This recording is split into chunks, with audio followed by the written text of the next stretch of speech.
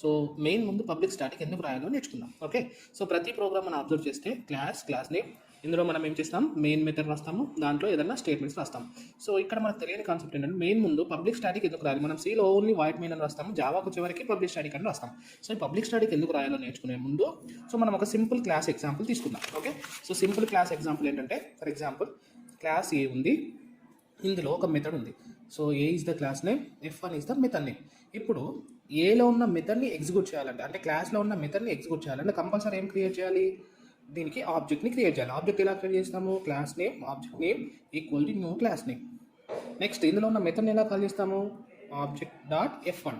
So ఇలా రాస్తే మనకి మెథడ్ కాలింగ్ అవుతుంది. అప్పుడు ఏంటంటే ఇందులో ఉన్న కోడ్ ఎగ్జిక్యూట్ అవుతుంది, హలో అనే అవుట్పుట్ వస్తుంది. సో ఇక్కడ కూడా సేమ్ కాన్సెప్ట్ మనకి చూస్తే, ఇక్కడ ఏంటి, క్లాస్ నేమ్, ఒక క్లాస్ ఉంది, ఇందులో ఒక మెథడ్ ఉంది.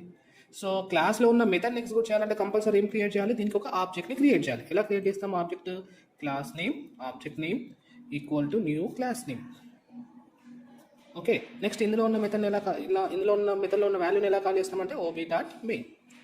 సో ఇలా రాస్తే మనకి ఏమవుతుంది, మెయిన్ మెథడ్ ఎగ్జిక్యూట్ అవుతుంది. ఎందుకంటే ప్రోగ్రామ్లో ఫస్ట్ ఎగ్జిక్యూట్ అయ్యే మెథడ్ ఏంటి, మెయిన్ మెథడ్, కాబట్టి మనం ఇలా రాయాలి. బట్ ఇలా మనం రాస్తామా అంటే ప్రోగ్రామ్లో రాయము. ఎందుకంటే సో రీజన్ ఏంటంటే ఇది ఇంటర్నల్గా ఎవరు చేయాలి, JVM చేయాలి.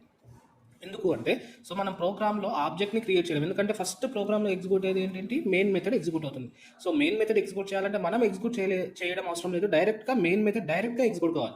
అందుకోసం ఏం చేయాలి, JVM ఆబ్జెక్ట్ క్రియేట్ చేసి ఈ మెథడ్ని ఎగ్జిక్యూట్ చేయాలి.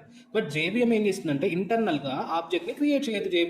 JVM క్రియేట్ చేయకుండా ఏం చేస్తుందంటే, సో ఈ మెయిన్ మెథడ్ పైన ఏ క్లాస్ రాశారు మీరు, ఫస్ట్ అనే క్లాస్ రాశారు. ఫర్ ఎగ్జాంపుల్ ఇంకో ప్రోగ్రామ్లో ఇంకో క్లాస్ నేమ్ రాశారు. ఏ క్లాస్తో అయినా, అంటే ఇక్కడ మెయిన్ పైన రాసిన క్లాస్ నేమ్తో కాల్ చేసుకుంటుంది. ఎలా అంటే for example first dot main అని కాల్ చేసుకుంటుంది. ఒకవేళ ఇక్కడ క్లాస్ నేమ్ 2 ఉందనుకోండి, 2 డాట్ మెయిన్ అని కాల్ చేసుకుంటుంది. అంటే ప్రతి ప్రోగ్రామ్లో మెయిన్ ఎగ్జిక్యూట్ చేయాలంటే అది ఏ క్లాస్లో ఉందో ఆ క్లాస్ నేమ్తో కాల్ చేసుకుంటుంది. ఒకవేళ ఒక మెథడ్ వచ్చేసి క్లాస్ నేమ్ కాల్ చేయాలంటే కంపల్సరీ అది పబ్లిక్ స్టాటిక్ మెథడ్ అయి ఉండాలి. అందుకని మెయిన్ మెథడ్ ముందు మనం పబ్లిక్ స్టాటిక్ అని రాస్తాం. రీజన్ ఏంటి, మెయిన్ మెథడ్ని JVM ఇంటర్నల్గా క్లాస్ నేమ్తో కాల్ చేసుకుంటుంది కాబట్టి so main method should be declared as public and static. Okay, thank you.